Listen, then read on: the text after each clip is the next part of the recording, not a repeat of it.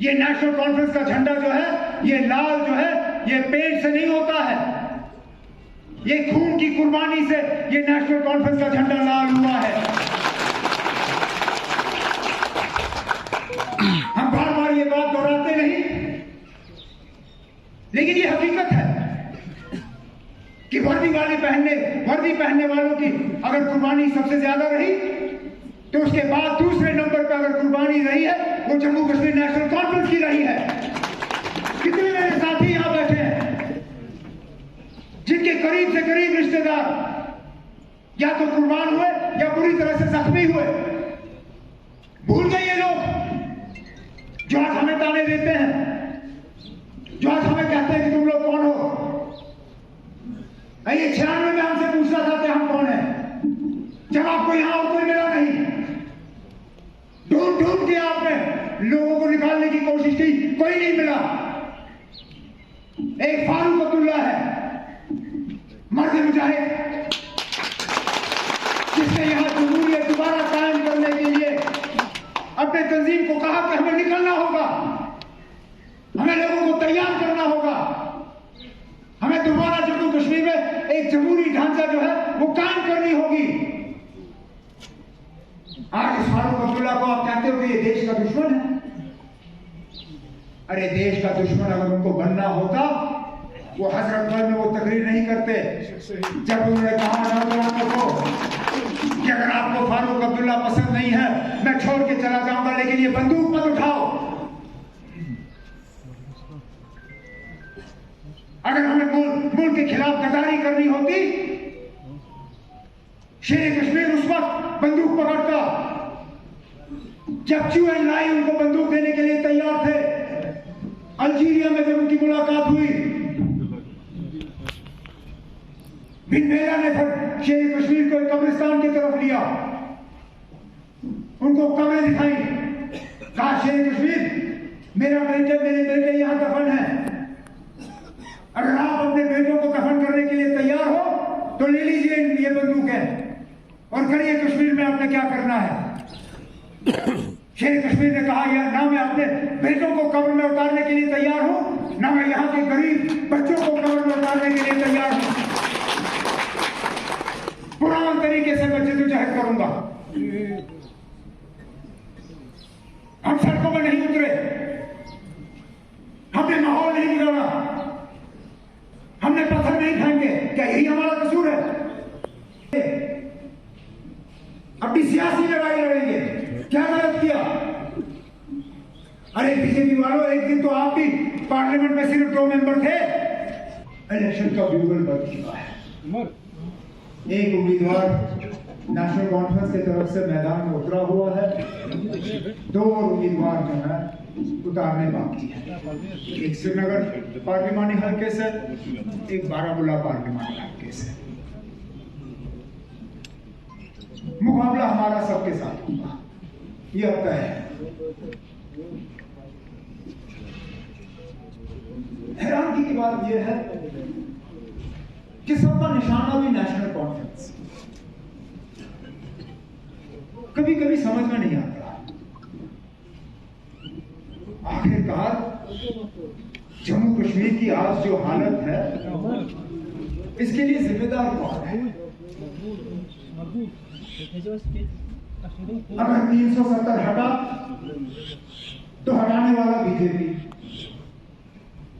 अगर हमारा झंडा हटाने वाला कोई, हटाने वाला बीजेपी, अगर हमारे आईन को हटाने वाला कोई, हटाने वाले बीजेपी, अगर हमारी रियासत के 2 टुकड़े हुए किया बीजेपी ने, अगर हमारी रियासत को यूनियन टेरिटरी का दर्जा दिया गया किया बीजेपी ने, अगर हमें 8 साल 9 साल 10 साल हमें अपनी चुनी हुई हुकूमत से महरूम रखा गया, कराने वाले बीजेपी, पकड़ पकड़ कराने वाले बीजेपी, हमारे एनआईटी पसंद लीडरों के बच्चों को, बच्चियों को, पोता पोती को धमकाने वाले, उनसे अखबारों में इश्तिहार डलवाने वाले लोग बीजेपी के। आखिरकार सारी तबाही जो हम आज देख रहे हैं उसके लिए कसूर बीजेपी का, लेकिन निशाना सबका जम्मू कश्मीर नेशनल कॉन्फ्रेंस। जिसको भी देखें नेशनल कॉन्फ्रेंस के अलावा उनको और कोई टारगेट मिलता नहीं।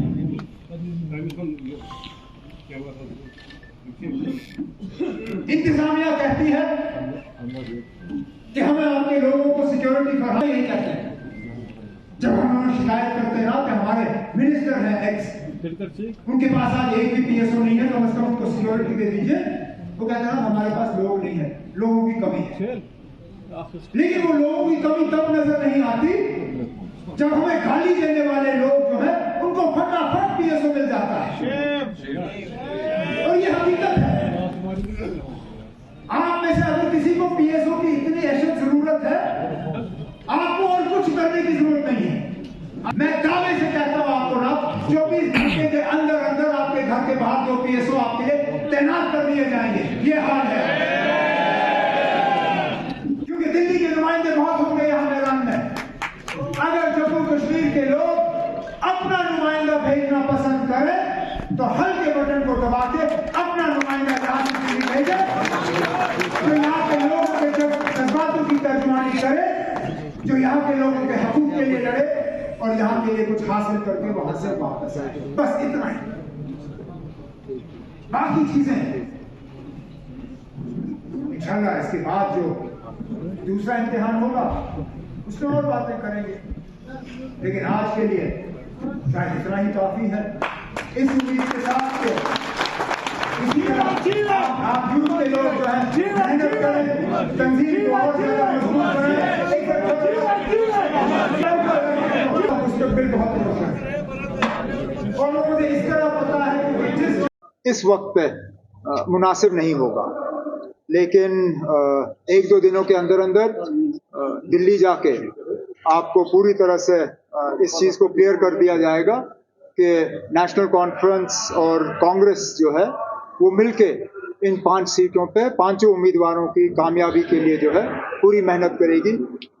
आज आपने देखा होगा आप इस प्रोग्राम में मौजूद नहीं थे, वो इसलिए कि जम्मू प्रोविंस में कांग्रेस के दोनों उम्मीदवारों के लिए वो है कैंपेन कर रहे हैं। कल कटोट में थे, आज कटरा में है, और मेरे भी इसके बाद प्रोग्राम शुरू हो जाएंगे।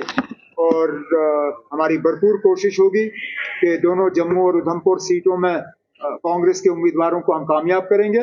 और बिल्कुल इसी तरह कांग्रेस ने भी हमें अश्योर किया है कि जहां जहां कश्मीर की वादी में जितना भी उनका असर रसूख है उसको नेशनल कॉन्फ्रेंस के उम्मीदवारों की कामयाबी के लिए इस्तेमाल किया जाएगा। अदालत से मिली, इस पर चर्चा करने की क्या जरूरत है?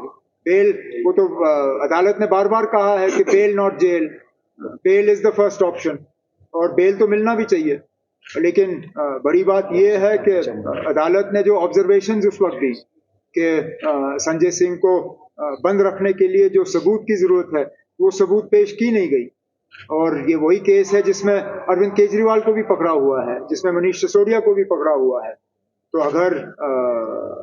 अगर यही हाल रहा तो हम उम्मीद करते हैं कि जल्द से जल्द न सिर्फ अरविंद केजरीवाल जी को भी बल्कि मनीष सिसोदिया को भी इसमें बेल मिल जाए।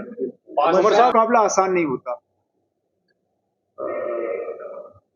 लेकिन आप मुझे बताइए ना, कभी कभार तो आपकी कमेंट्री मतलब मीडिया की कमेंट्री में होता है कि अगर स्ट्रेट कॉन्टेस्ट होगा तो नेशनल कॉन्फ्रेंस को नुकसान होगा। यहाँ पे उम्मीदवार ज्यादा हैं, इसमें भी आपको नेशनल कॉन्फ्रेंस का नुकसान नजर आता है। आप तय करिए ना, हमारा नुकसान किस चीज में है, स्ट्रेट कॉन्टेस्ट में है या मल्टी कॉर्नर कॉन्टेस्ट में है? क्योंकि दोनों तो चल नहीं सकते। या तो इनके लड़ने से साउथ कश्मीर में हमें मुश्किल होगा, या तो फिर सजाद लोन का अकेला हमारे से मुकाबला करना है, उससे हमें परेशानी होगी। दोनों चीजें साथ साथ तो चल नहीं सकती।